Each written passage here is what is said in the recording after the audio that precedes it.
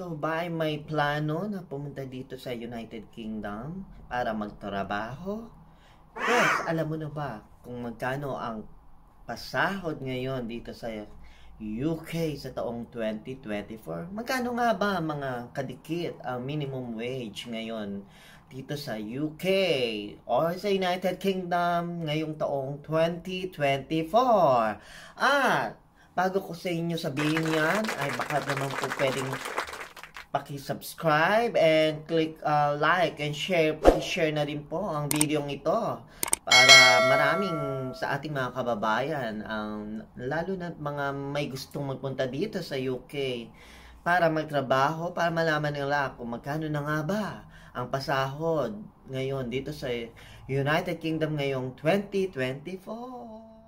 So, dahil nga maraming nag-view ng aking content regarding dito sa kung magkano ang pasahod sa carer sa United Kingdom sa taong 2023, carer or caregiver, ayan, ay ninais kong gumawa ulit ng bagong video, bagong content para i-update sa inyo kung magkano na nga ba ang minimum wage dito sa UK sa taong 2024.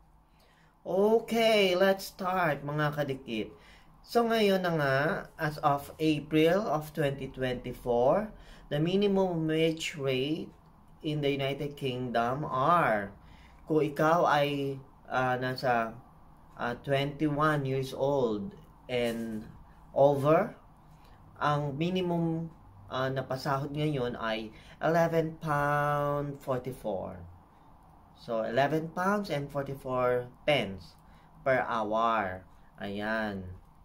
And then, kung ikaw naman ay nasa 18 to 20 years old, ang minimum wage ay £8 and 60 pence per hour. Ayan. Kung ikaw naman ay below 18 or kung ikaw ay isang apprentice, ang minimum na pasahod ay £6 and 40 pence. Ayan. So, ngayon, syempre, magkano ba ngayon ang palitan ng pounds to peso? Diba? Interesting, diba? Kailangan naman natin yan para malaman natin kung magkano ang iuwi natin sa ating mga mahal sa buhay. Ayan, so ang palitan po ngayon, sabihin natin, kasi syempre, alam nyo naman, ang exchange rates, laging, fluctuating yan lagi so, tumataas, bumababa, ganun. So, medyo lagyan natin ng, fix, okay?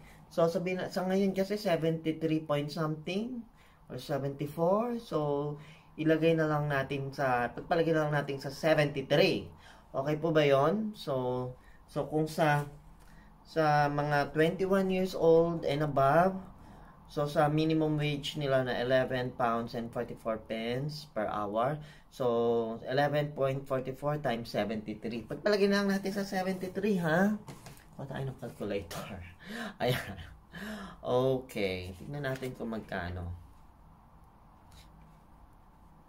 11.44 times 73 pesos. Nasa 835 pesos. Ayan. 835 pesos po per hour. So, parang mas mataas pa. Di ba isang oras lang? So, parang mas mataas pa. Kumpara sa isang araw na sahod natin dyan sa Pilipinas. Okay, pero syempre naman understandable dahil nasa ibang bansa tayo, no? Sa UK tayo. So, yeah. Alright. So, pwede na ba yon? Ha? Pwede na ba yung mga kadikit? Ang sahod na 800 plus pesos sa isang oras. So, i-multiply natin yan sa 8. Tingnan natin. Sa, di ba, ano naman ang average naman na working hours, di ba? In a day is 8 hours. Times natin yan sa 8. So, lalabas na 6,680 pesos sa isang araw ang sasahurin mo. Oh, di ba?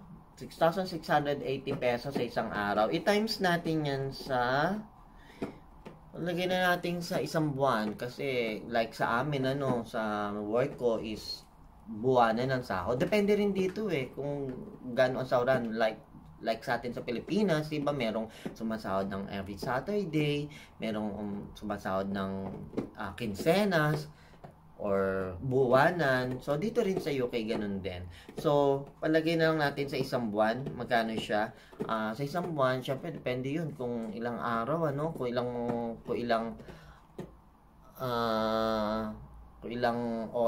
ilang araw ang off mo sa loob ng isang buwan. Palagay na lang natin sa average ay, kunyari, sa normal working days na 5 days, diba? Palagay natin 20 days sa 4 weeks. Palagay natin times 22 or 22 days or times 22. Ang sasahurin mo sa loob ng isang buwan ay 146,981 pesos. Ayan. Pero, syempre, babasa pa yan ng tax, of course. Tinatawag namin dito sa UK na National Insurance. So, syempre, may tax pa yan, di ba? So, siguro maglalaro siya sa 120,000 pesos ang maiuwi mo. Ayan. Ang sariling, para sa pocket mo. Ayan. Ang talagang sasahurin mo for yourself. Ayan. At syempre magpapadala ka pa sa pamilya mo, 'di ba? Sa Pinas, at saka yung bayad mo pa dito sa renta ng bahay, syempre sa pagkain mo pa, sa mga pangangailangan mo pa. Ayun. So less doon, pero syempre hindi naman na masama ang ang halagang ito, ang yung sasahurin.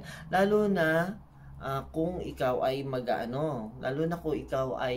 mag-overtime. Ayan. So, kung kukuha ka ng mga extra shifts or overtime sa isang araw, so, hindi malabo na mas malaki pa ang sahurin mo. Ayan, sa mga kadikit. So, ang sahod na to, ang minimum wage salary dito sa UK sa taong 2025 ay applicable ito sa lahat ng mga manggagawa. Ayan, dito sa UK. Kasama na kaming mga carers or caregivers. Ayan. So, syempre, naming mga Pinoy na mga caregivers dito, pati mga nurses, madami din, So, pagbibigyan natin ng pansin ang mga caregivers, dahil ako isang caregiver, so ibase natin ang sahod na to sa akin bilang isang caregiver. Ayan, sa mga nagtatanong dyan about sa salary na isang caregiver dito sa UK. Ayan. So, ayan, so ako kasi I work nights. So, alam naman natin kahit sa Pilipinas, meron din namang mga night differentials, di ba?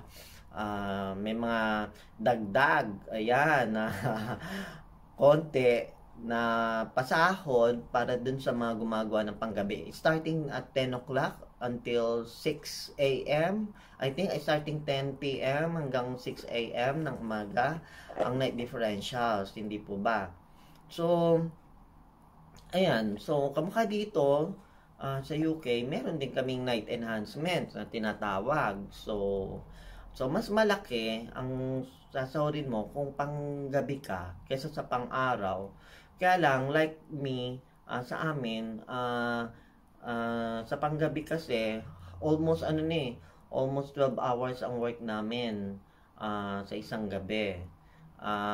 Unlike sa pang-araw, which is 8 hours ang average, diba? Working hours in a day. So, mas kung tutuusin, kung susumahin mo, ay mas marami pa din yung oras na wino-work ng mga pang-araw kaysa pang-gabi.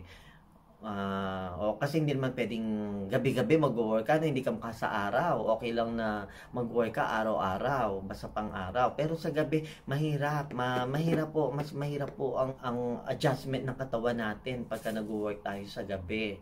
So, kaysa i-compare natin kung mag-work ka sa araw. So, hindi pwedeng araw-araw na gabi-gabi na mag-work ka. Although may mga gumagawa noon, kung hanggat kaya mo, di ba, why not? Para Syempre, lalo mga kababayan natin, ano, mga masisipag yan, hindi talaga matatabata ng kasipagan ng mga Pinoy pagdating sa trabaho. At syempre, kung may marami kang pangarap para sa sarili mo, para sa pamilya mo, and then, of course, work lang, more work, di ba? So, ayan, kamukha ko dati. Dati, sa totoo lang mga kadikit, ang dalas ko talagang mag-overtime, kumuha ng extra shifts. Ayan, sa work. Ayun, so, syempre bata-bata pa tayo noon, kaya pa natin, saka ang dami pang gustong mabili, ang dami mong ano, di ba? Syempre, lalo na kung baguhan ka pa lang dito sa abroad, syempre, more work, di ba? Para mas more money, at para sa mga luho, at sa mga kailangan natin, sa sarili natin, at para na rin sa mga pamilya natin na nasa Pilipinas. Naibigay ko na sa inyo, mga kadikit, ang mga numero, mga figures. Ayan na po ang pinaka-basic ng pwede nating pag-usapan tungkol sa sahuran, tungkol sa dathong, sa dahat, sa aru. So, nasa sa inyo na po yun, mga kadikit. Ano sa palagay ninyo? Okay ba ito? Malaki ba ito? So, of course naman, mga kadikit, ano, paalala ko lang na syempre kung ikukumpara mo sa mga previous na mga pasahod, of course, taon-taon naman syempre tumataas yan, di ba? Ganun din naman kahit saan, kahit naman sa Pilipinas, di ba? So pinakamalaki na ito sa panahon ngayon, ano, ito na ang pinakamalaking pasahod nila. Well, syempre depende rin sa kung ang mga bilihin, di ba? Kung gano'n na rin kataas. So, ayun. So, naibigay ko na sa inyo mga numero, mga kadikit. So, nasa sa inyo na yon, magpasya sa mga pupunta dito, sa mga may plano magpunta sa United Kingdom. Pero syempre, hindi po kayo bibiguin ng bansang ito, no? Kung talaga may plano kayo dito sa UK, hindi kayo bibiguin, lalo na sa mga masisipag dyan. Talagang, masisiyahan kayo. O yan, hanggang dyan na lang mga kadikit. Sa mga may gusto pang malaman dyan o may mga katanungan, pwedeng mag-comment kayo dyan sa baba. At bibigyan ko kayo ng panahon para sagutin. So hanggang sa susunod, ito po ang inyong kadikit na si Miss Marikit dito sa United Kingdom.